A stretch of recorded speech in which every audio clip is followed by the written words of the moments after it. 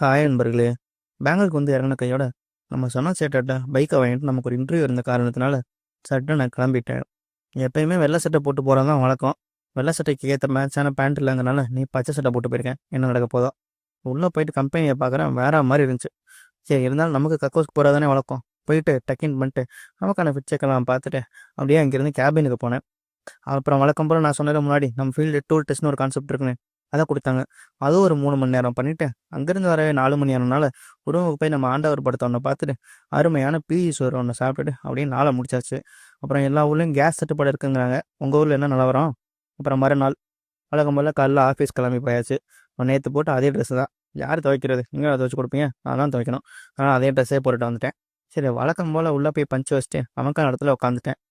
நமக்கு வேலை இல்லைங்கிறத பார்த்துட்டு நிறைய பேர் கண்ணு வைக்கிறாங்க. அதனால இனிமேல் எனக்கு கொஞ்சமா வேலை இருக்குன்னு சொல்லப் போறேன். அப்புறம் நம்மளோட கேபின்ல நிறைய அழகு சாதன பொருள்லாம் வச்சிருக்கேன். நீங்க எதெல்லாம் கொடுத்தாலும் நான் கோச்சிக்காம வாங்கிப்பேன். சரி அது முடிச்சுட்டு நம்ம வேண்டப்பட்டவங்க நீ கண்டென்ட் கிரியேட் பண்றீல உனக்கு மைக்கு தேவைப்படும் என்னால் முடிஞ்சதுன்னு ஒன்று வாங்கி கொடுத்தாங்க. அதை ஓப்பன் பண்ணி பார்த்துட்டு இருந்தேன். அப்புறம் அவங்களுக்கு ஒரு உமா. இப்போ நம்ம கொஞ்சம் வேலையை முடிச்சுட்டு நம்ம ஆஃபீஸில் பேட்மிண்டன் மேட்ச் இருந்த காரணத்தினால அதை போய் கொஞ்சம் நேரம் பார்த்துட்டு திரும்பி இன்னைக்கு நடராஜா சர்வீஸ்லேயே ரூம் வந்துட்டேன். அப்புறம் இன்னொரு விஷயம் நண்பர்களே, நீங்கள் எந்த ஃபீல்டை வேணால் சூஸ் பண்ணுங்கள். ஆனால் அதுக்கு முன்னாடி 1க்கு 100 வாட்டி நல்லா யோசிச்சு பார்த்துட்டு சூஸ் பண்ணுங்கள். அவன் சொன்னான், இவன் சொன்னான்னு சூஸ் பண்ணீங்கன்னா, அப்புறம் நீங்களும் இப்படி தான். இந்த மாரி தலையில தான் கை வச்சுட்டு இருக்கணும். இது ஒன்றும் இல்ல.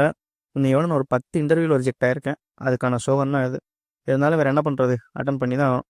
ஓகே நண்பர்களே, பாய்.